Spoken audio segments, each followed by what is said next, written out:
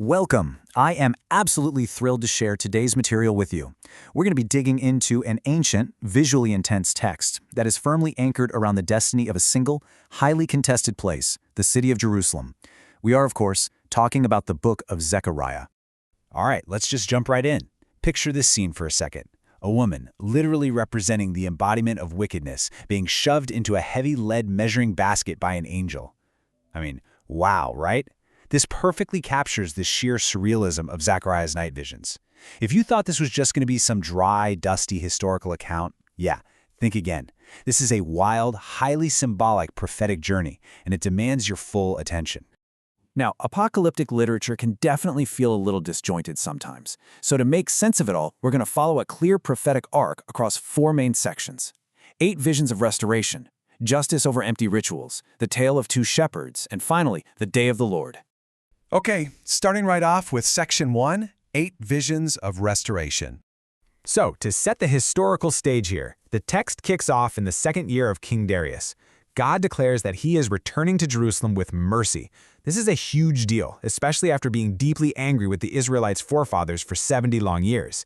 And the scale of this promised rebuilding, it's incredible. An angel actually runs over to tell a young man with a measuring line that Jerusalem is going to be completely overflowing with people and livestock, so much so that physical stone walls won't even be able to contain it. Instead, the Lord promises something way better. He himself will be a divine wall of fire around the city to protect it. And to really drive this point home, the prophet is hit with a dizzying sequence of surreal night visions. Imagine this playing out cinematically. It's wild. You've got a man riding a red horse among myrtle trees, then 4 horns being terrified by 4 craftsmen, a man measuring the city, a solid gold lampstand flanked by 2 olive trees. Oh, and how about a massive flying scroll, literally 30 feet long, acting as a curse on thieves? Finally, 4 powerful chariots bursting out from between solid bronze mountains. It's a lot to take in, I know, but these bizarre, hyper-vivid images all serve to symbolize God's sweeping, absolute plans to restore the earth. Nestled right in the middle of all that chaos, we get this scene where the high priest Joshua is standing in filthy clothes in front of an angel. Almost magically, the angel strips away the filth and dresses him in rich garments and a pristine, clean turban. And this is crucial, because it brilliantly sets up the introduction of a messianic figure known as the branch. This symbolic servant is prophesied to branch out, rebuild the temple, sit as a priest on his throne in perfect harmony, and ultimately, get this, remove the sin of the entire land in a single day. A real game changer. Moving right along to Section 2, Justice over Empty Rituals. Now, what's really fascinating here is how abruptly the tone shifts. We drop completely out of those cosmic, trippy visions into very grounded, practical questions. The people send messengers to the priests, basically asking, hey, should we keep mourning and fasting in the 5th month like we've been doing for the last 70 years? And the response is pretty shocking. The text describes God entirely rejecting their 70 years of fasting. He basically says, look, when you fasted and when you ate and drank, you were just doing it for yourselves. It was selfish feasting. The Lord demands, instead, that everyday ethics have to take priority over empty religious rituals. God gets very specific about what he actually wants. The text outlines these incredibly grounded ethical commands. Administer true justice, show mercy, do not oppress the widow, the fatherless, the alien, or the poor. Don't harbor evil thoughts about each other and simply speak the truth.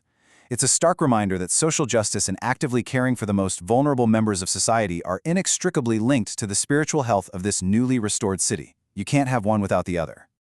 But here's the beautiful payoff. If the people actually obey these ethical rules, the text promises that the mournful, heavy fasts of the 4th, 5th, 7th, and 10th months won't just end.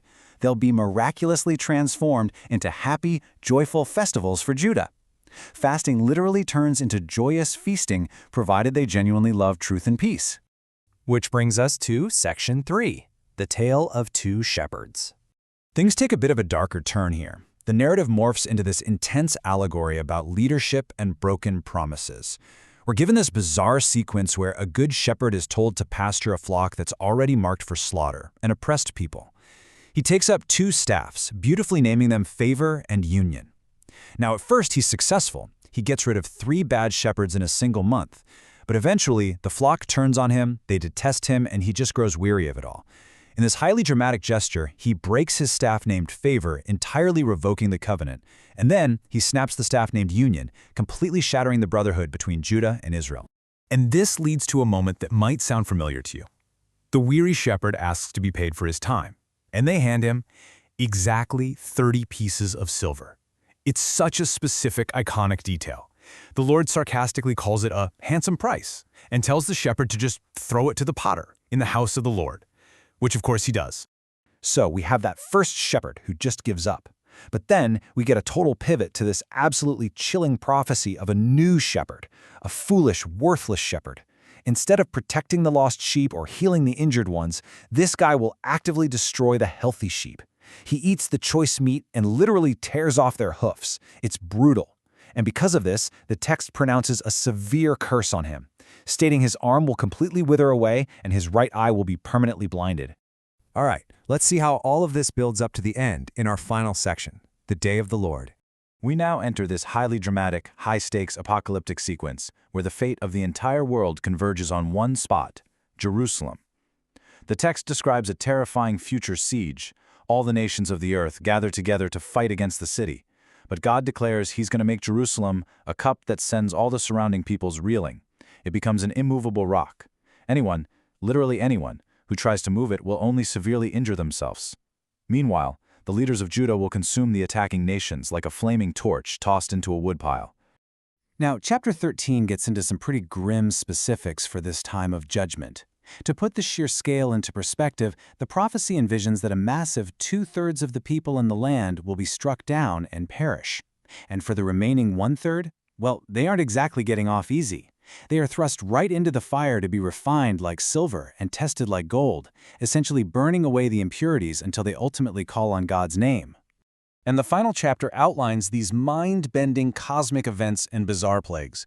Picture this. When the Lord stands on the Mount of Olives, the mountain literally splits in two from east to west, creating a massive valley for the people to flee through. The very climate of the earth shifts. There will be this unique, continuous day with no cold or frost whatsoever. Living water will constantly flow out from Jerusalem to the eastern and western seas all year round. But what about the opposing armies gathered against the city? They get hit with a horrific plague where their flesh, their eyes, and their tongues literally rot away while they are still standing on their feet. It is the ultimate extreme contrast, right? Overflowing, abundant life for the city and absolute, terrifying destruction for its enemies. So what happens after the dust settles from this cosmic battle? The world is radically changed. Any survivors from those attacking nations are now required to travel to Jerusalem year after year to worship the king and celebrate the Feast of Tabernacles. And if they refuse, simple, they get no rain, period. But what I find truly fascinating is the ultimate goal of the whole shebang, total, all-encompassing holiness. The phrase, holy to the Lord, won't just be reserved for the high priest's special garments anymore. It's going to be inscribed on the bells of everyday working horses. Even the mundane cooking pots in everyday kitchens will become as sacred as the bowls used at the altar. Which leaves us with this final, provocative thought to chew on. Is the book of Zechariah meant to be read strictly as a literal blueprint for the end of the world, or is it a timeless, deeply symbolic call for us to build a society of absolute justice and peace right now, today? How do we balance its terrifying cosmic visions of fire and rotting plagues with its firmly grounded demands for showing mercy, telling the truth, and actually taking care of the poor? It's a heavy text, but it's one that completely refuses to let you look away. Thank you so much for joining me on this explainer, and I'll see you in the next one.